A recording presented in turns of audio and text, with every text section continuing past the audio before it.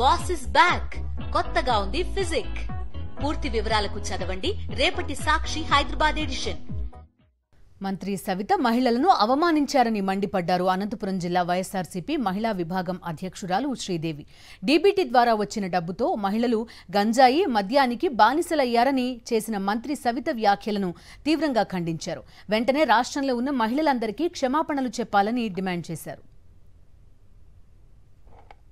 ఇచ్చిన సూపర్ 6లో ఏ ఒక్కటి చేయకపోగా ఎటు ప్రజల్ని తప్పుదోవ పట్టించాలనే ఉద్దేశంతో ఏదో ఒక అలిగేషన్ తేవడం, వైఎస్ఆర్ పార్టీ మీద బురద జల్లడమే కార్యక్రమంగా పెట్టుకొని నిన్నటి రోజు మా జిల్లా మంత్రి సవితమ్మ గారు మాట్లాడుతూ మండలిలో పెద్దల సభలోకి వెళ్ళి 2 కోట్ల మంది మహిళలను అవమానకరంగా మాట్లాడుతున్నారు.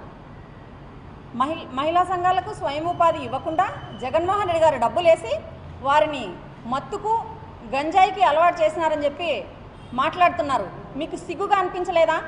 ఒక మంత్రిగా ఉండి మీరు ఇట్లాంటి వ్యాఖ్యలు చేసినారంటే మొట్టమొదట మీరు 2 కోట్ల మంది మహిళలు కాదు, రాష్ట్రంలో ఉండే ప్రతి మహిళకు క్షమాపణ చెప్పి ముక్కు నేలకు రాసి మళ్ళీ జిల్లాకు రావాలని చెప్పి మంత్రి సవితమ్మ గారిని మేము హెచ్చరిస్తున్నాం.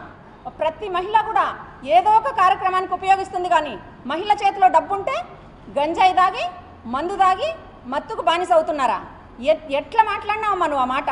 ఫస్ట్ బేషరతుగా మీరు క్షమాపణ చెప్పండి మహిళలందరికీ, లేకుంటే మహిళా లోకం మిమ్మల్ని క్షమించదు.